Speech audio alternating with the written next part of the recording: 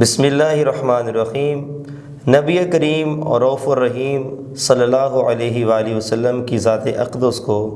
اللہ رب العزت خالق کائنات نے ہر عیب اور نقص سے پاک فرمایا ہے۔ سید اعلیٰ حضرت عظیم المرتبت مجدد دین و ملت کشتہ عشق رسالت امام احمد رضا خان فاضل بریلوی رحمۃ اللہ تعالی علیہ آپ فرماتے ہیں، سرور کہوں کہ مالک و مولا کہوں تجھے، باغ خلیل کا گلے زیبا کہوں تجھے، تیرے تو وصف عیب تناہی سے ہیں بری، حیران ہوں میرے شاہ میں کیا کیا کہوں تجھے۔ نبی کریم صلی اللہ علیہ وآلہ وسلم کی عزت،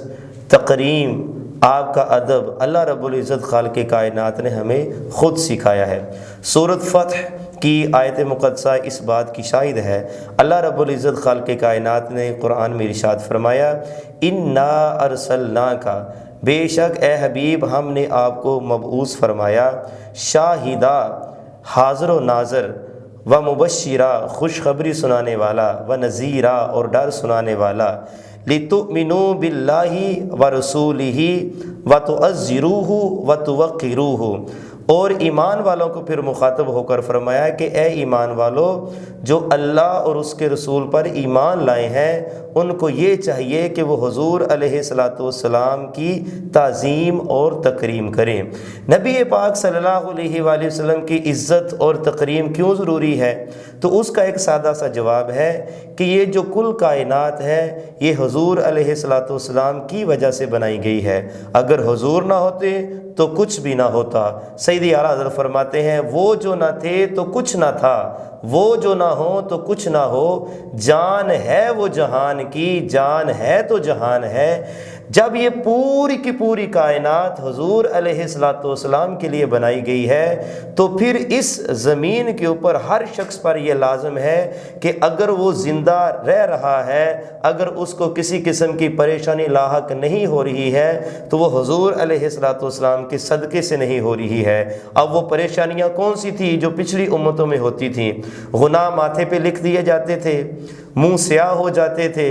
اور چہرے بگڑ جاتے تھے، انسان جو ہے وہ بدترین جانور بن جاتے تھے۔ لیکن نبی کریم رؤوف الرحیم صلی اللہ علیہ وآلہ وسلم کی جب ذات اقدس دنیا میں تشریف لائی، اللہ رب العزت خالق کائنات نے ارشاد فرمایا، وما ارسلناک الا رحمۃ للعالمین، اے حبیب ہم نے آپ کو تمام جہانوں کے لیے رحمت بنا کر بھیجا ہے۔ حضور علیہ السلام اپنے دشمنوں کے لیے بھی رحمت ہیں، لیکن یاد رکھیے گا کہ دشمن میں اور گستاخ میں فرق ہے۔ دشمن وہ ہے جو حضور علیہ السلام کے آمنے سامنے آ کر اس نے آپ کی رسالت کا انکار کیا لیکن حضور کی ذات اقدس کے بارے میں ایک لفظ نہ بولا۔ وہ حضور علیہ السلام کا جو حضور دین لے کر آئے تھے اس نے وہ قبول نہیں کیا، لیکن وہ یہ کہتا تھا کہ اللہ کے پیارے حبیب صلی اللہ علیہ وآلہ وسلم، یہ جو محمد صلی اللہ علیہ وآلہ وسلم ہیں یہ صادق اور امین ہیں، ہم نے ان کو کبھی جھوٹ بولتے ہوئے نہیں دیکھا ہے۔ انہوں نے دشمنی کی لیکن حضور کی شان اقدس میں کسی قسم کی گستاخی نہیں کی، اور بعد میں جب اللہ تعالیٰ نے ان کو ایمان کی دولت سے سرفراز فرمایا تو پھر اللہ تعالیٰ نے ان کے سابقہ گناہوں کو معاف کر دیا اور اسلام نے ان کو عزتیں دیں۔ جب یہ ساری کی ساری کائنات بنائی ہی حضور کے لیے گئی ہے، یہ کل روئے زمین حضور علیہ السلام کے صدقے سے مسجد بنا دی گئی ہے، تو پھر اس زمین کے اوپر کسی گستاخ رسول کا چلنا جائز نہیں ہے، اور وہ جب اس زمین پر چلتا ہے تو پھر زمین کا بس چلے تو وہ اس کو نگل لے۔ لہٰذا مومنین کو چاہیے کہ جب کبھی شاتم رسول کو دیکھیں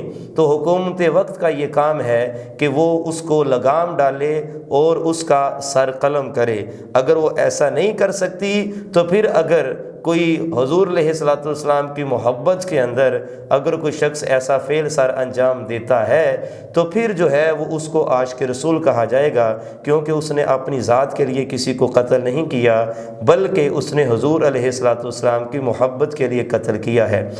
غازی علم دین شہید عامر چیمہ